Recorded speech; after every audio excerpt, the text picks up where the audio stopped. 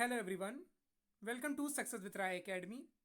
जैसा कि आज भी आपने दैनिक जागरण के न्यूज़पेपर में देखा होगा कि चीन ने अपने जो दो बच्चों की पॉलिसी थी उसको चेंज कर दिया है। अब वहाँ की जो जनता है, या आप कह सकते हैं कि जो वहाँ के शादीशुदा जोड़े हैं, वो अब तीसरे बच्चे के लिए भी सोच सकते हैं। ऐसी अनुमति चीन सरकार द्वारा दी गई है।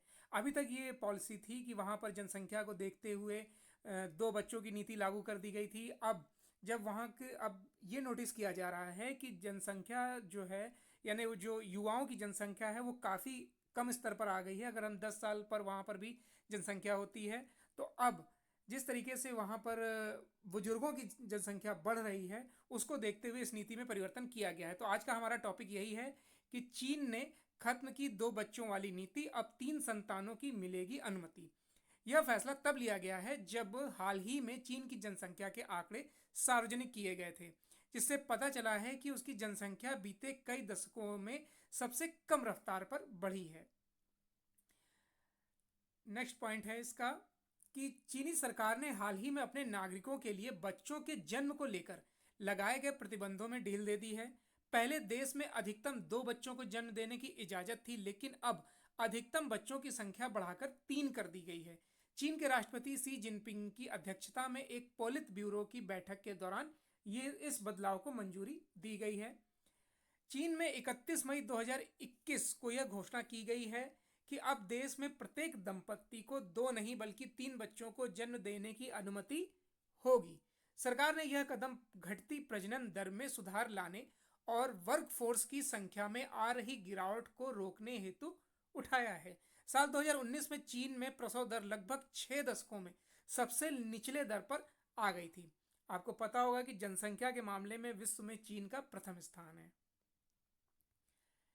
अब यह फैसला लिया क्यों गया है?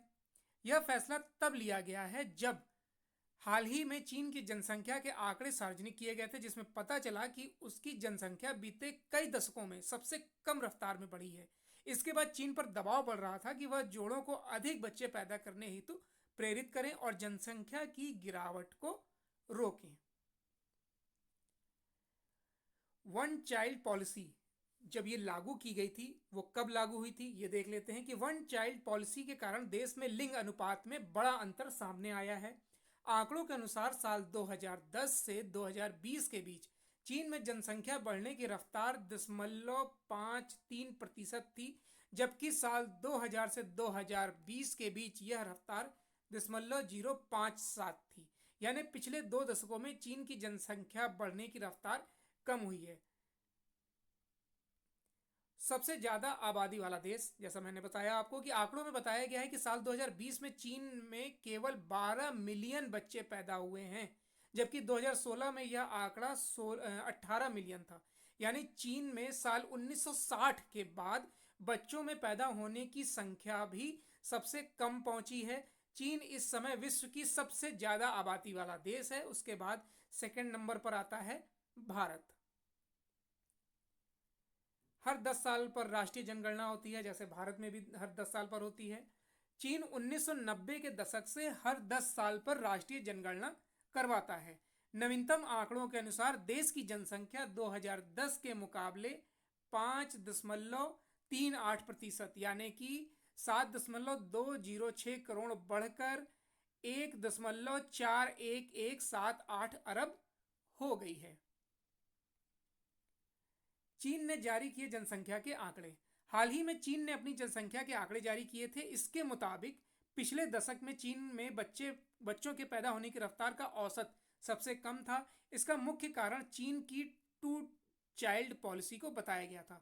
आंकड़ों में बताया गया है कि साल 2020 में चीन में केवल 12 मिलियन बच्चे पैदा हुए, जबकि साल 2016 में यह आंकड़ा 18 मिलियन था। पहले भी बदली गई थी नीति।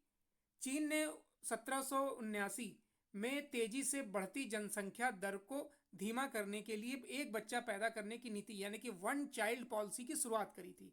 इसके बाद देश में बुजुर्गों की आबादी बढ़ने लगी और वर्कफोर्स घटने लगा, यानी कि जो युवा होते हैं, आप कह सकते हैं मजदूर कह लीजिए, या फिर जो युवा वर्ग होता है काम करने में, उसमें कमी आने लगी। और इस डर से साल 2016 में इसे बदलाव कर 2 बच्चे पैदा करने की अनुमति दे दी गई थी। फिर भी उम्मीद के अनुसार परिणाम न मिलने पर चीन की सरकार ने एक बार फिर इस नीति में बदलाव कर 3 बच्चों की अनुमति दी है। तो आई होप ये आपको पूरा टॉपिक समझ में आ गया होगा कि 1 चाइल्ड पॉलिसी कब लाई गई थी, फिर 2 बच्चों की अनुमति कब दी गई थी और अब 3 बच्चों की अनुमति क्यों दी गई है। इनकी जनगणना जो हुई है 2010 से 2020, उसमें क्या क्या बदलाव आए हैं, क्या गिरावट रही है और कितनी आबादी बढ़ी है। तो आई होप आपको ये वीडियो अच्छा लगा होगा। अगर ये वीडियो अच्छा लगा हो तो लाइक और शेयर कर दीजिएगा। वीडियो देखने के लिए धन्यवाद।